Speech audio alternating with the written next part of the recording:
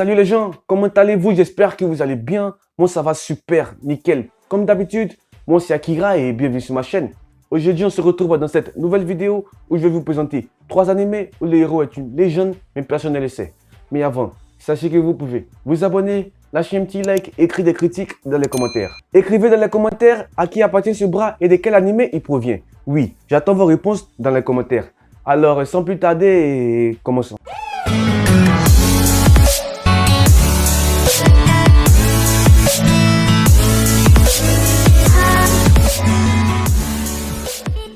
Dans le premier animé, nous suivons Akuoro, qui se réveille dans une maison inconnue avec un masque fixé sur le visage.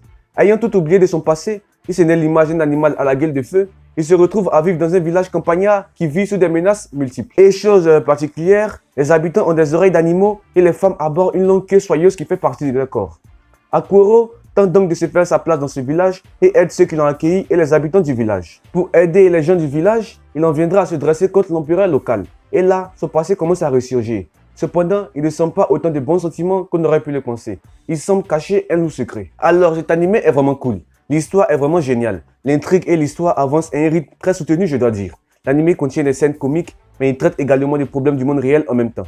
Les personnages sont obligés de prendre des décisions qui peuvent les affecter pour toujours, et ils les gèrent de manière unique. L'histoire peut sembler cliché, mais elle a certainement suffisamment de rebondissements pour ne pas le rater. L'animé est sorti en 2006, donc l'animation est un peu spéciale, mais ça ne gêne pas. Il y a une saison 2 qui est sortie en 2015 où l'animation est un peu meilleure, et une saison 3 qui est prévue pour juillet 2022. Il a pour genre aventure, comédie, drame, fantasy, mystère, romance, science-fiction et shonen.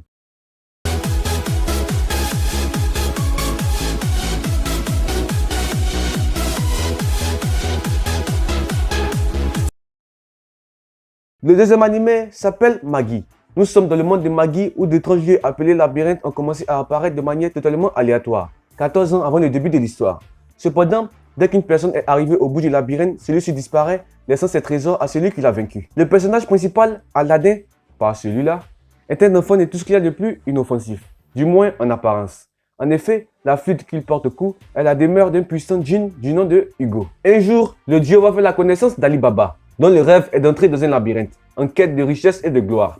Avec l'aide d'Aladin, son rêve lui semble être à portée de main.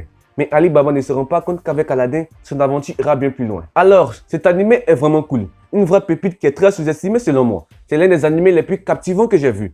On a un perso principal assez cliché, mais vraiment adorable. On ne peut pas s'empêcher de s'attacher à lui. L'intrigue principale est vraiment intéressante. Au fur et à mesure que l'histoire se poursuit, l'intrigue s'apprécie et des personnages plus mystérieux apparaissent. Les combats et les batailles sont vraiment cool et l'animation est vraiment sympa pour ce genre de série. Il y a beaucoup d'effets spéciaux quand la magie est utilisée, qui est selon moi un des points forts de l'animé. L'animé a actuellement 3 saisons, de quoi vous fait bien kiffer. Il y a pour genre action, aventure, fantasy et shonen.